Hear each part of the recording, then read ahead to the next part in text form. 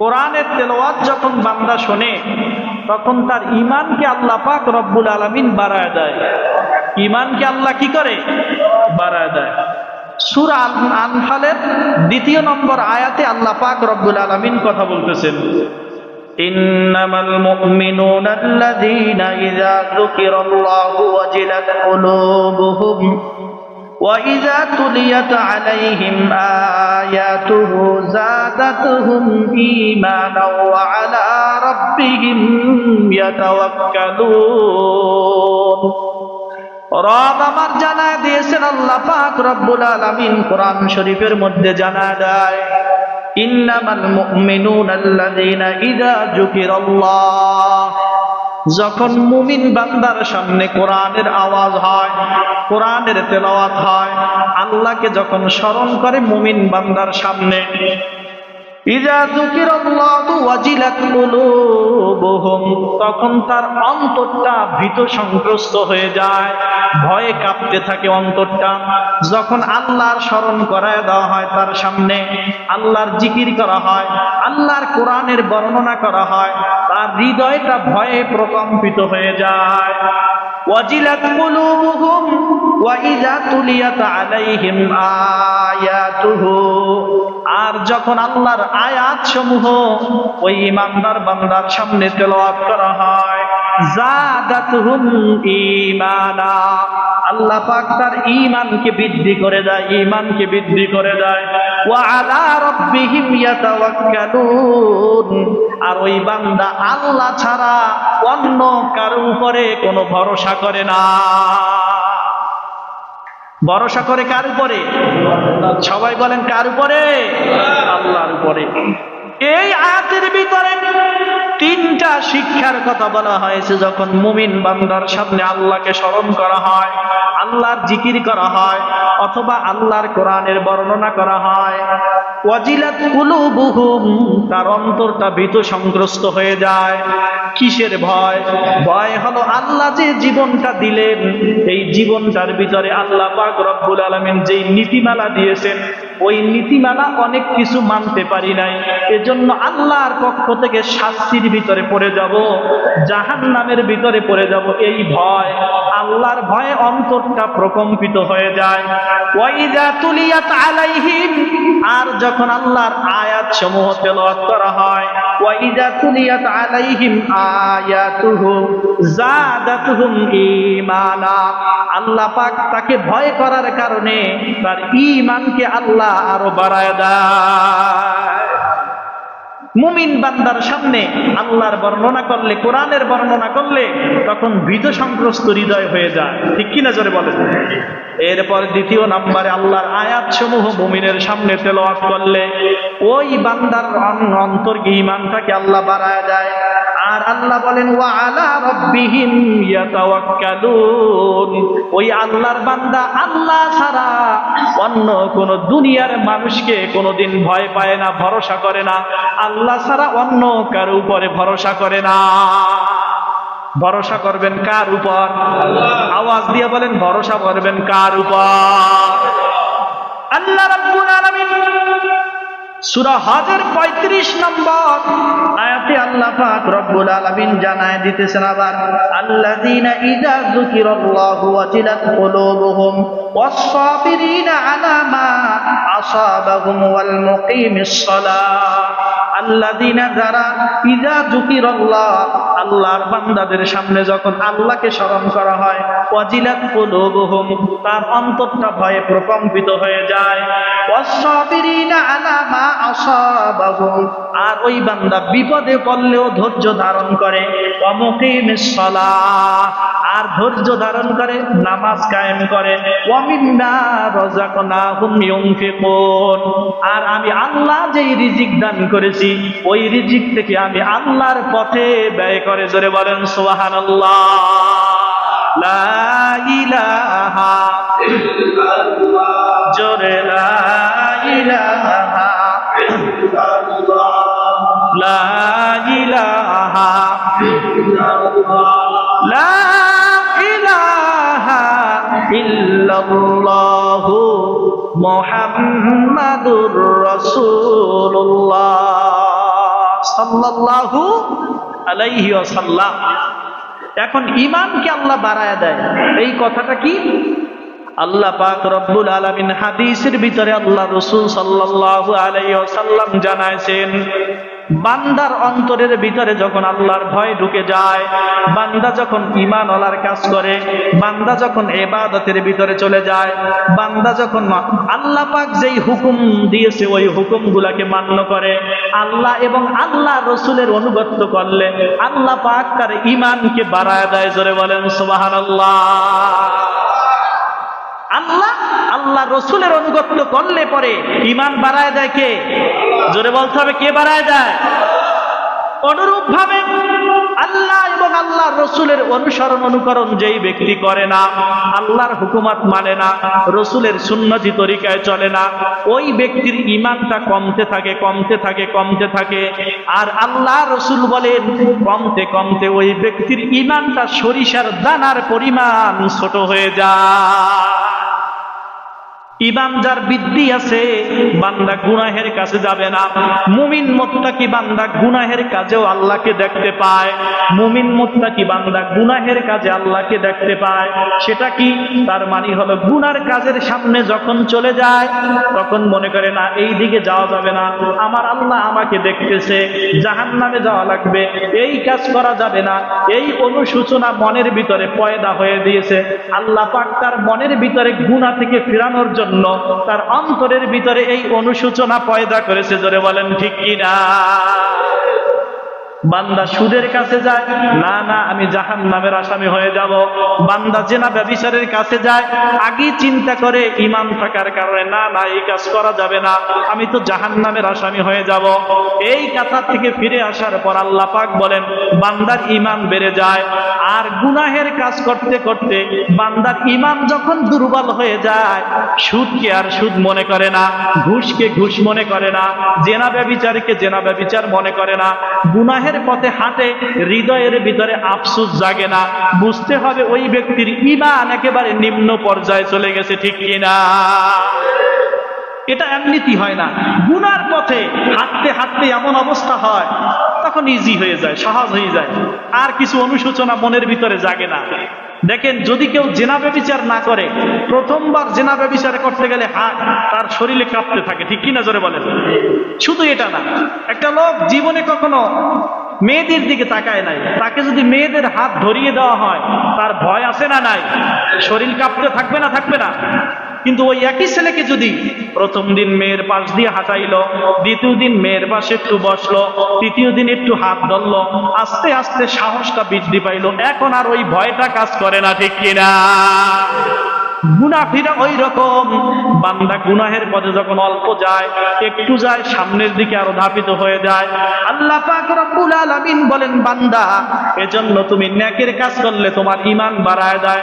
আতিউল্লাহ আতিউর রাসূল, আল্লাহর ইতাআত করবা, আল্লাহর রাসূলের অনুসরণ করলে ঈমানটাকে বাড়ায়া দেবেন আল্লাহ পাক। জোরে বলেন ঠিক কিনা? ঈমান আল্লাহ বাড়ায় দেয়। নেকের কাজ করলে ঈমান বাড়ায় দেয় কে? জোরে বলেন কে? আল্লাহ পাক ঈমান বাড়ায় দেয়। যাদাতুম ঈমান, আল্লাহ ঈমান বাড়ায় দেয়।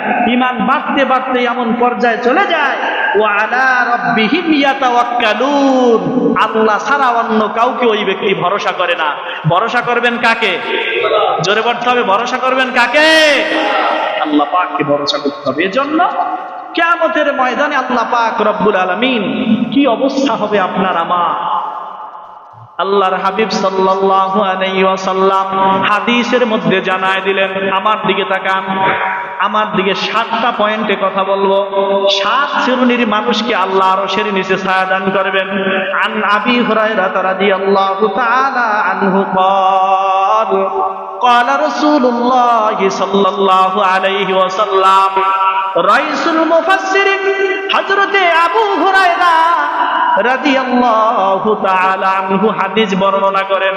আল্লাহ রাসূল সাল্লাল্লাহু আলাইহি ওয়াসাল্লাম জানায় দিয়েছেন, আল্লাহ রাসূল সাল্লাল্লাহু আলাইহি সাল্লাম বললেন, সাবআতু ইউযিল্লুহুমুল্লাহু ফি জিল্লিহি ইয়াওমা লা ইয়াযিল্লা ইল্লা জিল্লুহু ইমামুন আদিল।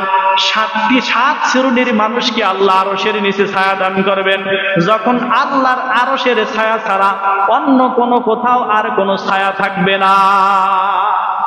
সবাই আমার দিকে তাকান, কয় শ্রেণীর মানুষকে আল্লাহ আরশের নিচে ছায়া দান করবেন? জোরে বলেন, কয় শ্রেণীর মানুষকে আল্লাহ আরশের নিচে ছায়া দান করবেন? 7 শ্রেণীর মানুষকে। অবস্থাটা কেমন হবে? তাফসীর ইবনে কাসিরের মধ্যে লেখে, মানুষগুলা যখন কিয়ামতের ময়দানে উঠে যাবে, ওই কিয়ামতের ময়দানে মানুষগুলা ওঠার পর বিবস্ত্র অবস্থায় উঠে যাবে, কারো পরনে কোনো কাপড় থাকবে না। মানুষগুলা কিয়ামতের ময়দানে 1 মাইল উপরে সূর্য থাকবে, 1 মাইল। তাফসীর ইবনে কাসিরের বর্ণনায় 1 মাইল উপরে সূর্যটাকে টেনে নেওয়া না হবে, জমিনটাকে তামার করে দেওয়া হবে। ওই জমিনটা তামার হওয়ার কারণে আর 1 মাইল উপরে সূর্য থাকার কারণে, এত প্রকাণ্ড জোরে উত্তাপ দেওয়ার কারণে সূর্য তাপ দিবে।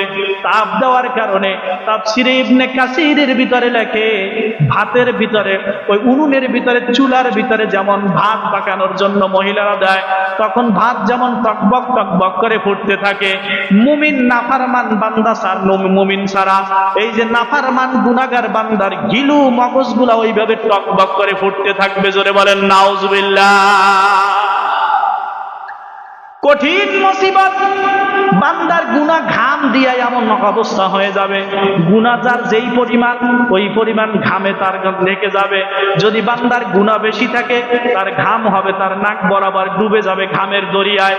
আর গুনাহ যার কম আছে, তার হাঁটু পর্যন্ত, কারো কাঁধ পর্যন্ত ঘামের দরিয়া হয়ে যাবে। এই ঘামের দরিয়ার ভিতরে সাঁতার কাটতে থাকবে। আল্লাহর হাবিব সাল্লাল্লাহু আলাইহি সাল্লাম বলেন, এই কঠিন মুসিবতের সময় 40,000 বছর বান্দার দাঁড়ায় থাকা লাগবে। কত হাজার বছর? জোরে বলেন, কত হাজার বছর? আর 10,000 বছর আল্লাহর বিচার কার্য, বিচার ফায়সালা 10,000 বছর। এই 50,000 বছর কিয়ামতের ময়দানে বান্দাকে দাঁড়ায় থাকা লাগবে।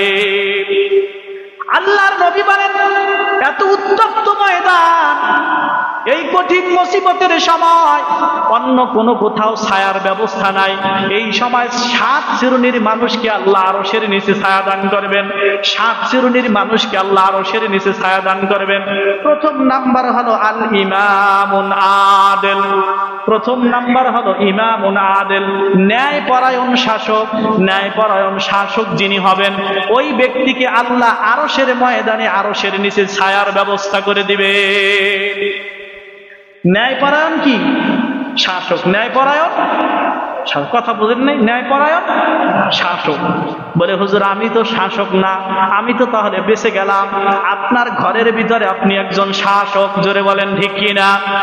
ইনসাফ করতে যদি না পারেন ঘরের মানুষের উপরে, সন্তান ছেলে আছে যারা, তাদেরকে অনেক বাবা আছে মৃত্যুর আগে সম্পদ সব ছেলে মেয়েরে দিয়ে যায়, ছেলেকে দিয়ে যায়, মেয়েকে দেয় না।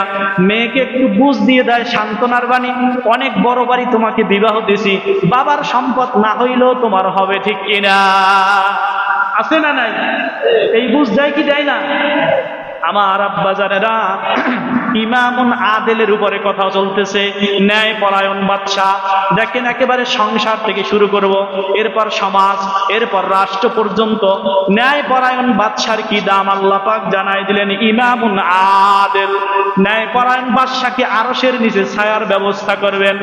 আল্লাহর হাবিব সাল্লাল্লাহু আলাইহি ওয়াসাল্লাম বলেন, এজন্য আপনার ঘরের ভিতরে আপনি একজন শাসক, কাজী সকলের উপরে আপনার ইনসাফ ভিত্তিক ভাবে সমবন্টন করা লাগবে। জোরে বলেন ঠিক কিনা?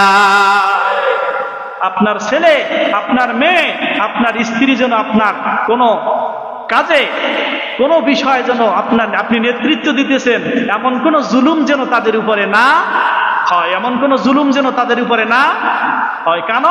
কারণ হলো, এই জুলুম যদি স্ত্রীর উপরে করেন, জুলুম যদি সন্তানের উপরে করেন, এই জন্য কিয়ামতের ময়দানে আপনাকে জবাব দেওয়া লাগবে। ঠিক কিনা? কথা বলেন ঠিক কিনা? যেভাবে ঠিক কইছেন মনে হয় হুজুর বানাই বলতেছে। ঠিক কিনা?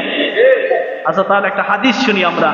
আন আব্দুল্লাহ ইবনে আমর রাদিয়াল্লাহু তাআলা আনহু ক্বাল, হযরতে আব্দুল্লাহ ইবনে আমর রাদিয়াল্লাহু তাআলা আনহু হাদিস বর্ণনা করেন, ক্বালা রাসূলুল্লাহ সাল্লাল্লাহু আলাইহি ওয়াসাল্লাম, জনাবে রাসূল আকরাম সাল্লাল্লাহু আলাইহি সাল্লাম বলেন, আলা কুল্লুকুম রাইন ওয়া কুল্লুকুম মাসউলুন আন রাইয়াতিহি, তোমরা সকলে দায়িত্বশীল।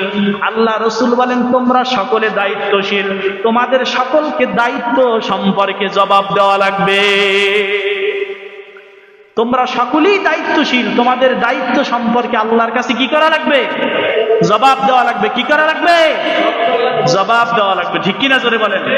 এজন্য সকল কাজে ইনসাফ করবেন, সকল কাজে হিসাব করবেন, এর দ্বারা আমার আল্লাহ আমাকে নাজাত যেন দেয়, আরশের নিচে ছায়ার ব্যবস্থা যেন করে। আল্লাহ নবী বলেন, ফা ইমামুল্লাযীনা আলান নাস, মানুষের ইমাম যিনি হবেন, নেতা যিনি হবেন, ওই নেতাকে ওই সমাজের প্রতিনিধি হওয়ার কারণে ওই সমাজের মানুষ সম্পর্কে তাকে অবশ্যই অবশ্যই আল্লাহর কাছে জবাব দেওয়া লাগবে। ঠিক কিনা? এজন্য আসতেছে, সামনে আসতেছে, কি সুন্দর জীবন পরিচালনা করেছেন সাহাবায়ে কেরাম। এজন্য আল্লাহ রাসূল সাল্লাল্লাহু আলাইহি সাল্লাম বলেন, আল ইমামুল্লাযীনা আলান নাস, যেই ব্যক্তি ইমাম মানে নেতা হবে, ওই ব্যক্তি মানুষ সম্পর্কে তার অবশ্যই কৈফিয়ত দেওয়া লাগবে। রাইন ওয়া হুয়া মাসউলুন আন রাইয়াতিহি ওয়া রাজুলুন রাইন আলা আহলি বাইতিহি। ওই একটু আগে যা বললাম, রাজুলুন ওই ব্যক্তি, আলা রাইন ওয়া হুয়া, আল্লাহ পাক বলেন রাজুলুন রাইন আলা আহলি বাইতিহি, আহলে বাইত সম্পর্কে, আপনার পরিবার সম্পর্কেও আপনাকে জবাব দেওয়া লাগবে। সকলে দায়িত্বশীল, আপনার দায়িত্ব আপনার সংসারের ভরণ পোষণ দেওয়া, স্ত্রীকে, সন্তান, পরিবার পরিবর্গ যাদের কাছে, সকলের দেখাশোনা করা। ঠিক কিনা জোরে বলেন? এই বিষয়ে আপনার জবাব দেওয়া লাগবে কি লাগবে না? এবার স্ত্রীদের ব্যাপারে কথা বলতেছেন, ওয়া হুয়া মাসউলু আন রাইয়াতিহি ওয়াল মারআতু রাইয়াতুন আলা আহলি বাইতিহি। এবার স্ত্রীদেরকেও জবাব দেওয়া লাগবে। ওয়াল মারআতু রাইয়াতু আলা আহলি বাইতিহি জাওজিহা ওয়া ওয়ালাদিহা, তোমাদের স্ত্রীদের দায়িত্ব হলো সন্তান লালন পালন করা, স্বামীর হকগুলা পালন করা। এই স্বামীর হক আর সন্তানের দায়িত্ব, এই সম্পর্কেও কিয়ামতের ময়দানে আল্লাহর কাছে জবাব দেওয়া লাগবে। শুধু তাই নয়, গোলামকেও তার মনিব সম্পর্কে জবাব দেওয়া লাগবে। কারণ গোলাম যদি মনিবের সম্পদ অপচয় করে, আমাদের দেশে যারা আপনাদের দেশে ওই যে বদলি যাদেরকে নেওয়া হয়, কাজ যা করতে পারে তার 4 ভাগের 1 ভাগ করে, মালিক না থাকলে আছে না নাই? কথা বুঝেন নাই? কথা কি বোঝা যায় না? মালিক যখন না থাকে, আপনি কাজের লোক রাখছেন, ও কাজ যা করতে পারে তার 3 ভাগের 1 ভাগ করে বা অর্ধেক করে। ঠিক কি নজরে বলেন? আছে না নাই? এটা সম্পর্কেও ওই গোলামকে, ওই মনিবের মাই সম্পর্কে আল্লাহর কাছে জবাব দেওয়া লাগবে। সকল বিষয়, কোনো বিষয় ছাড় নাই। ইমামুন আদেল, ন্যায় পরায়ণ বাদশা, সকল কাজে ইনসাফ করবেন আপনি আপনার পরিবারের উপরে। এবার সমাজের দিকে তাকান, সমাজের যে প্রতিনিধিত্ব করে একজন মেম্বার, ওই মেম্বারকে ওই সমাজের প্রতিনিধিত্ব করার কারণে আল্লাহর কাছে জবাব দেওয়া লাগবে। রাষ্ট্রের যিনি প্রতিনিধিত্ব করে, ওই রাষ্ট্রের সম্পর্কে, রাষ্ট্রের জনগণ সম্পর্কে আল্লাহর কাছে জবাব দেওয়া লাগবে। জোরে বলেন সুবহানাল্লাহ। আমাদের দেশে যারা রাষ্ট্রপ্রধান হয়, সে মনে করে আমি সব। ঠিক কিনা জোরে বলেন? যত অন্যায় করে, যত ভুল করে, কোনো তার বিচার নাই, কোনো ফায়সালা নাই। আল্লাহর দরবারে আল্লাহর নবী, বিশ্ব নবী মুহাম্মদ রাসূলুল্লাহ সাল্লাল্লাহু আলাইহি ওয়াসাল্লাম ঘরের ভিতরে ঢুকলেন। আম্মাজান আয়েশা রাদিয়াল্লাহু তাআলা আনহা হাদিস বর্ণনা করেন। আম্মাজান আয়েশা বলেন, আমার নবী হাত দুখানা ঘরের ভিতরে এইভাবে উপরের দিকে বাড়াইছে। এরপর বাড়ানোর পরে বলতেছে, রব্বুল আলামিন, আমার উম্মতের ভিতরে যেই সকল মানুষের প্রতিনিধিত্ব করবে, রাষ্ট্রের প্রতিনিধিত্ব করবে, সমাজের প্রতিনিধিত্ব করবে, এই প্রতিনিধিত্ব করার কারণে, আমিরের দায়িত্ব পালন করার কারণে যদি রাষ্ট্রের জনগণের উপরে জুলুম করে, নির্যাতন করে, তবে তুমি আল্লাহ তার উপরে জুলুম করবা। জোরে বলেন নাউজুবিল্লাহ। আল্লাহ রাসূলের অভিশাপ। রাষ্ট্রের, সমাজের যখন নেতা হয়েছো, এই নেতা যদি সমাজের মানুষের উপরে জুলুম করে, আল্লাহ তুমিও তার উপরে জুলুম করবা। আবার দোয়াও করছেন, যদি নেতা হওয়ার পরে যদি এই সমাজের মানুষের সাথে ভালো ব্যবহার করে, উত্তম ব্যবহার করে, ও আল্লাহ তুমিও তার সাথে উত্তম ব্যবহার করবা। জোরে বলেন সুবহানাল্লাহ। ইমামুন আদেল, ন্যায়পরায়ণ বাদশাহ কিভাবে হওয়া যায়? তাকায় দেখেন আমিরুল মুমিনিন হযরতে ওমরে ফারুক রাদিয়াল্লাহু তাআলা আনহুর জীবনের দিকে তাকান। আমিরুল মুমিনিন হযরতে ওমর যখন নেতা হয়ে গেলেন, অর্ধ পৃথিবীটা শাসন করছে, কোন জায়গায় কোনোদিন বিশৃঙ্খলা দেখা দেয় নাই। জোরে বলেন ঠিক কিনা? আমিরুল মুমিনিন ওমর ইবনুল খাত্তাব রাদিয়াল্লাহু তাআলা আনহু স্ত্রী রুটি বানাইলেন। বাড়িতে আসার পর যখন আমিরুল মুমিনিন ওমরকে দেখে, অর্ধ পৃথিবীর বাদশা, রুটি বানানোর পরে যখন স্বামীর সামনে নেওয়া হলো, ডাক দিয়ে বলা হলো, আব্দুল্লাহর মা, তুমি এই রুটি বানানোর জন্য বাড়তি আটা কোন জায়গায় পাইলা? জোরে বলেন সুবহানাল্লাহ। ওমর বলতেছে যে পরিমাণ আটা রাষ্ট্রীয় কোষাগার থেকে যে পরিমাণ আটা আসে তা দিয়ে তো দৈনিকই শেষ হয়ে যায়, তাহলে বাড়তি আটা তুমি কোন জায়গায় পাইলা আজকে যে রুটি বানাইলা? কথা বুঝতেছেন আমার আব্বা জানে না। আমিরুল মুমিনিনের স্ত্রী ডাক দিয়া বলে, খলিফাতুল মুসলিমিন, আপনার চিন্তার কোনো কারণ নাই। প্রতিদিন যেই পরিমাণ আটা আসে ওই পরিমাণ আটা থেকে এক মুষ্টি আমি সরায় রাখি প্রত্যেক দিন। আজ কিছুদিন অতিবাহিত হওয়ার পর বাড়তি কিছু আটা জমছে, এই দিয়া রুটি বানাইছি, অন্য কোনো কারণ নয়। আমিরুল মুমিনিন হযরতে ওমর, অর্ধ পৃথিবীর বাদশা, দৌড় মেরে রাষ্ট্রীয় কোষাগারে চলে গেলেন।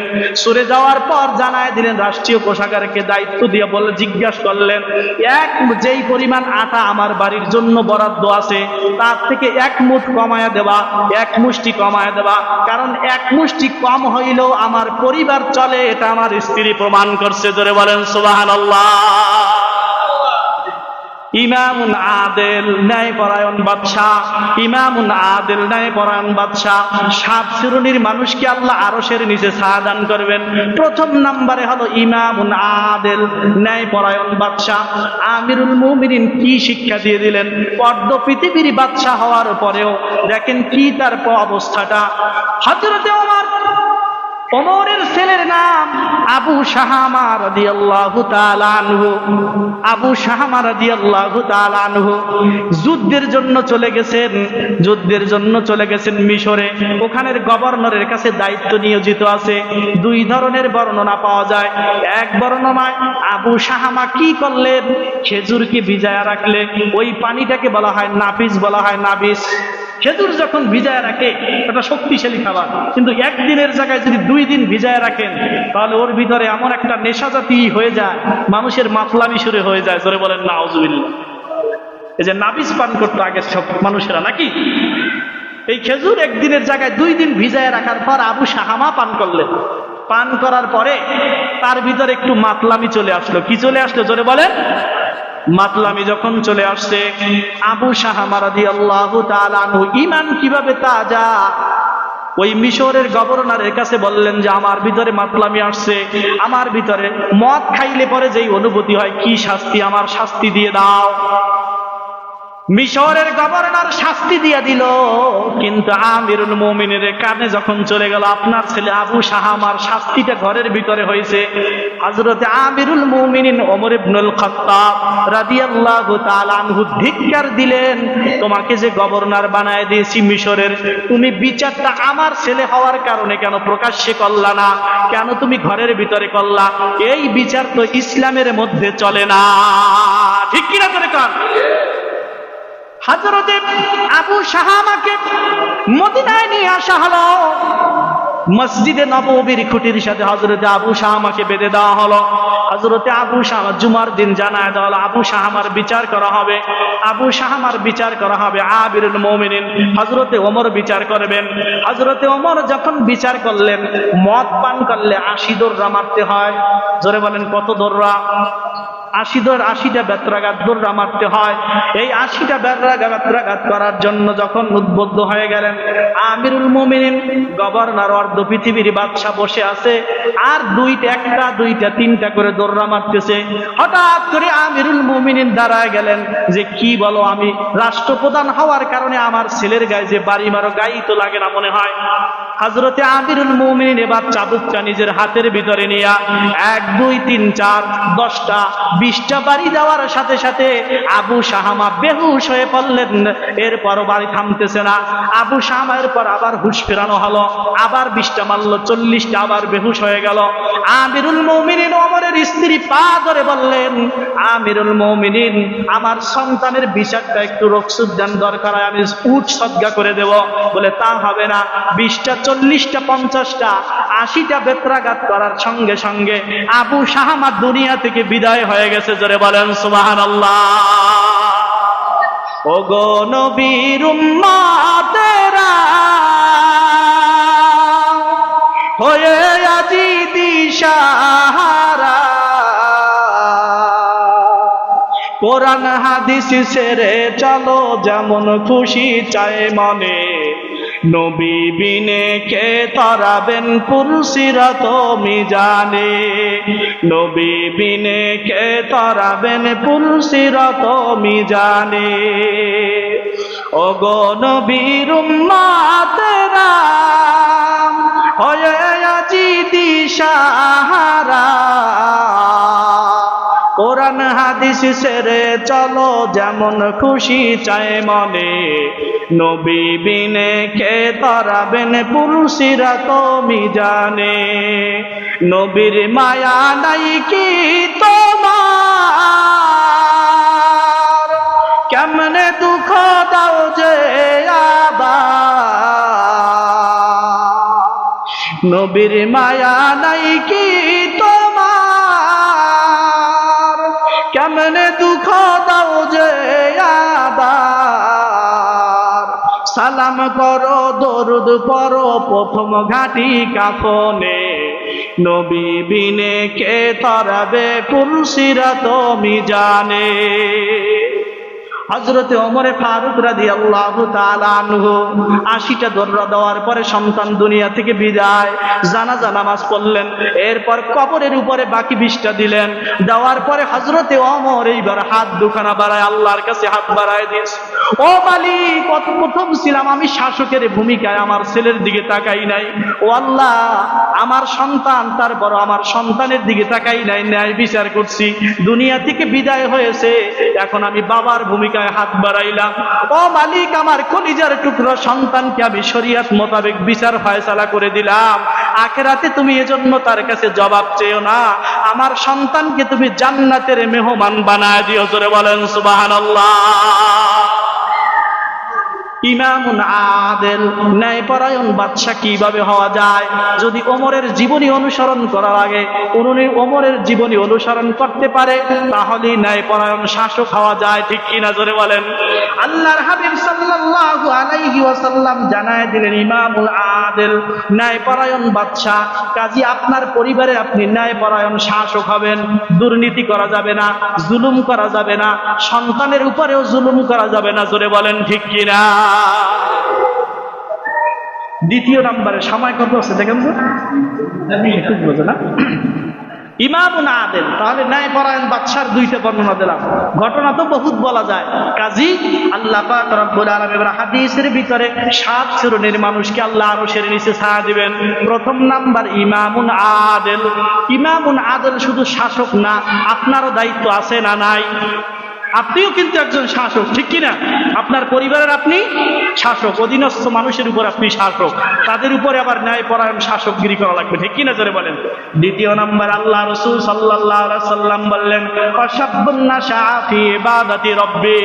এই যুবকেরা, যুবকের কথা চলে আসছে। আশাব্বুন নাশআ ফি ইবাদাতি রাব্বি, ওই যুবক আল্লাহর আরশের নিচে ছায়া পাবে যেই যুবক যৌবন বয়সে আল্লাহর ইবাদতে কাটায় দেয়। প্রথম নাম্বার ন্যায়পরায়ণ শাসক। দ্বিতীয় নাম্বার কে?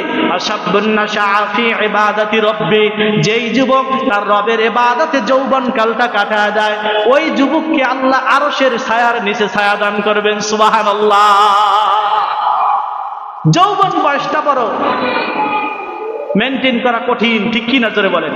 যৌবন বয়সে মনে দিক সেদিকে চলে যেতে চায়, আর এই যৌবনটা যদি নিয়ন্ত্রণ করতে পারে, যৌবনের জীবনটা যদি আল্লাহর কাজেই লাগাইতে পারে, ওই যুবকের চাইতে দামি আর অন্য কেউ হতে পারে না। ঠিক কিনা জোরে বলেন।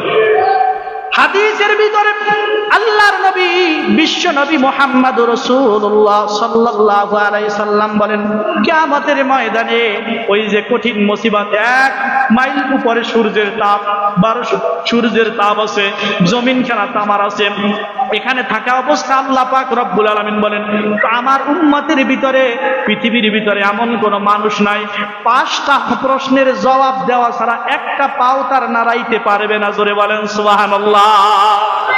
5টা প্রশ্নের জবাব ছাড়া কেউ তার একটু পাও নাড়ানোর সুযোগ নাই ওখানে।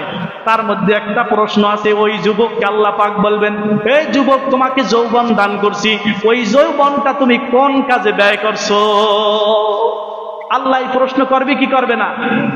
এই জবাবটা দেওয়া লাগবে যুবকদের, তোমাকে যে আমি যৌবনটা দান করলাম, ওই যৌবনটা তুমি কোন কাজে ব্যয় করলা? হারাম কাজে ব্যয় করলা নাকি হালাল কাজে ব্যয় করলা? ঠিক কিনা জোরে বলেন। দেখেন আল্লাহ পাক ব্যবস্থা করে দিয়েছে, আপনি হারাম ব্যয় করার কি দরকার? হালাল ভাবে করা যায় কি যায় না? যায় কি যায় না? এজন্য যুবকদেরকে জন্য সোচ্চার হওয়া লাগবে। সমাজের ভিতরে যদি ইনসাফ ভিত্তিক সমাজ প্রতিষ্ঠা করতে হয়, তাহলে যুবকের ভূমিকা পালন করা খুবই দরকার। জোরে বলেন ঠিক কিনা?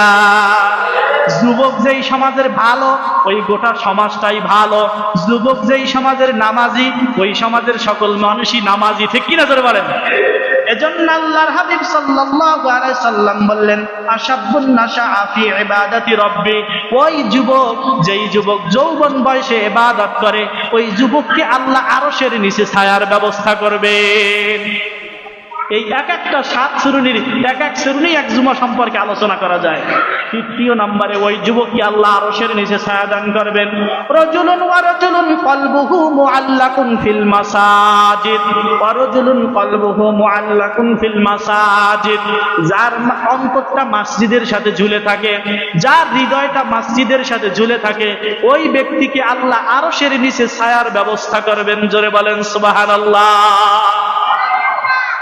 প্রথম নম্বরে ইমামুন আদেল, 2য় নম্বরে ওই যুবক যেই যুবক যৌবন বয়সে আল্লাহর ইবাদত করে, 3য় নম্বরে ওই ব্যক্তি যেই ব্যক্তি রাজুলুন কলবুহু মুআল্লাকুন ফিল মাসাজিদ, যার অন্তরটা মসজিদের সাথে ঝুলে থাকে, ওই ব্যক্তিকে আল্লাহ আরশের নিচে ছায়া দান করবেন। মসজিদের সাথে অন্তর ঝুলে থাকা কি? বান্দা ফজরের নামাজ পড়ছে, দিলটা পেরেশানিতে আছে, কোন সময় আবার আজান হবে, মসজিদে নামাজ পড়ব, দিলটা মসজিদে থেকে যায়, আছে না নাই? মানে মনের ভিতরে মনটা মসজিদের সাথেই আছে, কোন সময় আজান হবে, কোন সময় মসজিদে যাব। ঠিক কিনা জোরে বলেন? এজন্য সময় মনে হয় শেষ হয়ে গেছে নাকি? আল্লাহ পাক রব্বুল আলামিন 3 শ্রেণীর কথা বললাম, 7 শ্রেণীর মানুষকে আল্লাহ আরশের নিচে ছায়া দান করবে। এদের মধ্যে 3 শ্রেণীর কথা বললাম। আল্লাহ পাক এই সঠিক কথাগুলা